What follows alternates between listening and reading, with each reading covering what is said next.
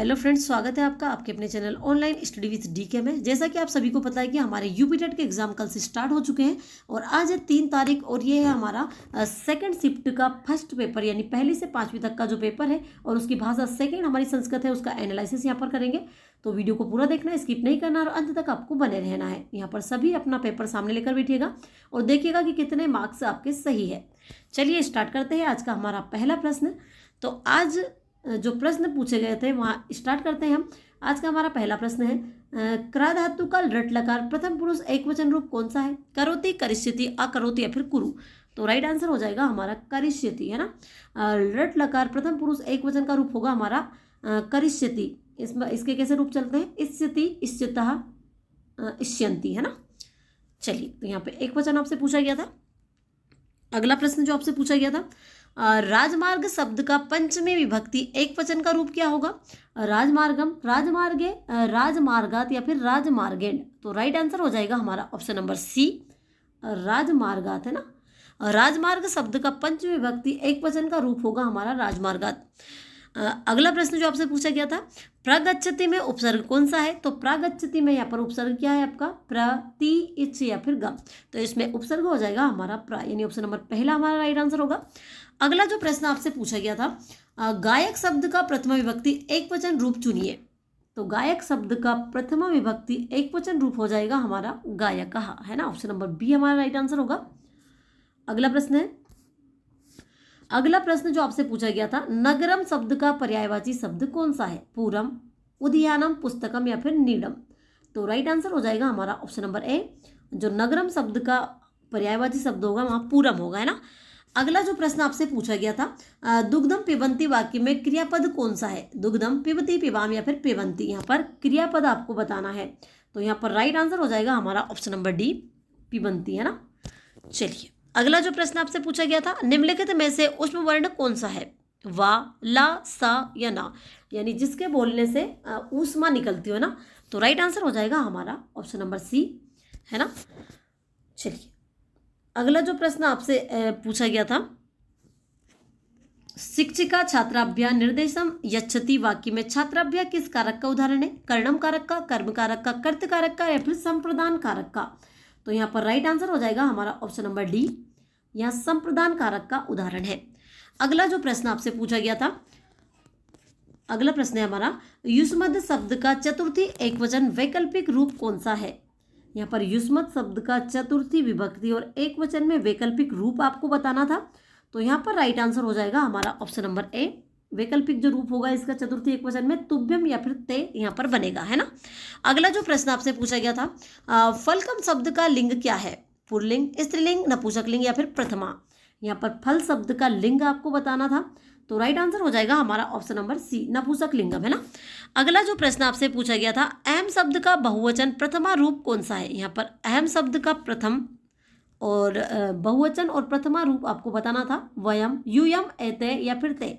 तो यहाँ पर राइट आंसर हो जाएगा हमारा ऑप्शन नंबर ए, अहम शब्द का बहुवचन प्रथमा बनेगा हमारा वयम, है ना।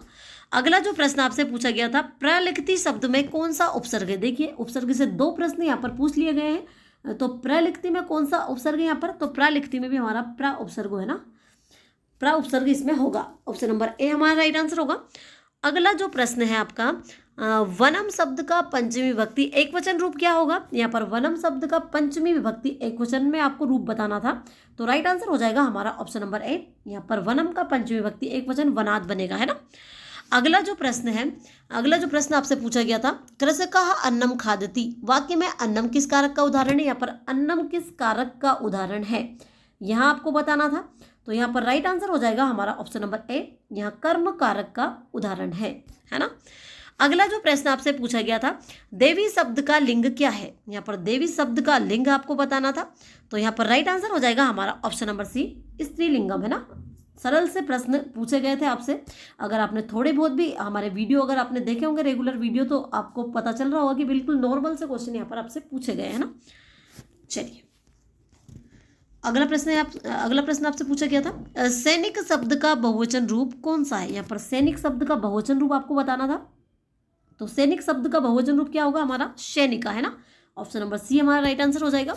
निम्नलिखित में से अव्ययी भाव समास का उदाहरण कौन सा है? यहाँ पर अव्ययी भाव समास का उदाहरण आपसे पूछा गया था। नीलकमलम, यथाशक्ति, राजपुत्र या फिर माता पितरों। तो राइट आंसर हो जाएगा हमारा ऑप्शन नंबर बी। अव्ययी भाव समास का उदाहरण क्या होगा हमारा? यथाशक्ति। बाकी नीलकमलम में हमारा कर्मधारय समास होगा, राजपुत्र में तत्पुरुष समास होगा और माता पितरों में समास हो जाएगा हमारा एक शेष द्वंद्व समास। तो राइट आंसर हो जाएगा हमारा ऑप्शन नंबर बी। चलिए अगला जो प्रश्न आपसे पूछा गया था, अध्यापक कक्षात आगच्छति वाक्य में कक्षात शब्द किस विभक्ति का रूप है? तृतीय विभक्ति, चतुर्थी विभक्ति, द्वितीय विभक्ति या फिर पंचमी विभक्ति।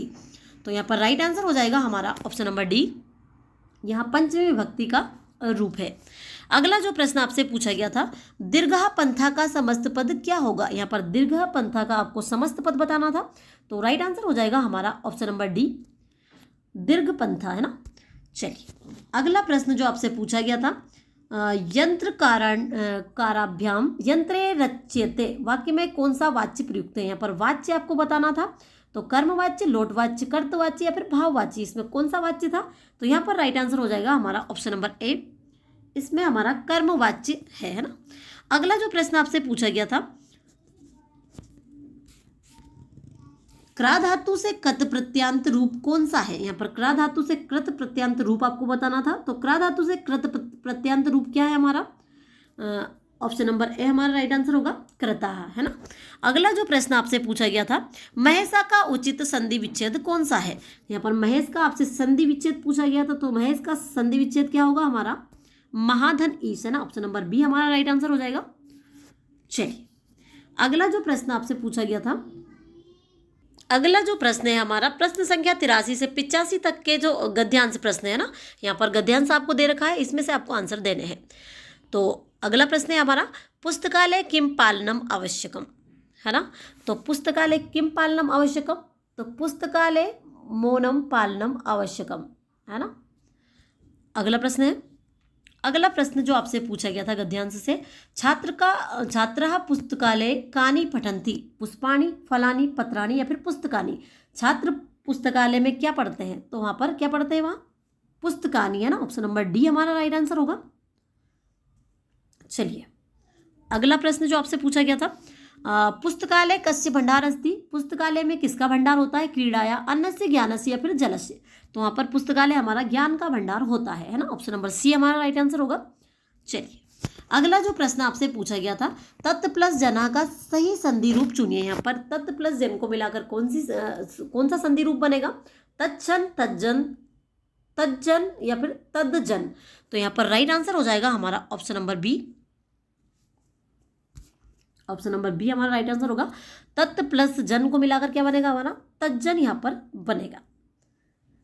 अगला जो प्रश्न है हमारा, धाव प्लस तुमुन से बनने वाला रूप कौन सा है? यहाँ पर धाव प्लस तुमुन प्रत्यय के लगने से कौन सा रूप बनेगा?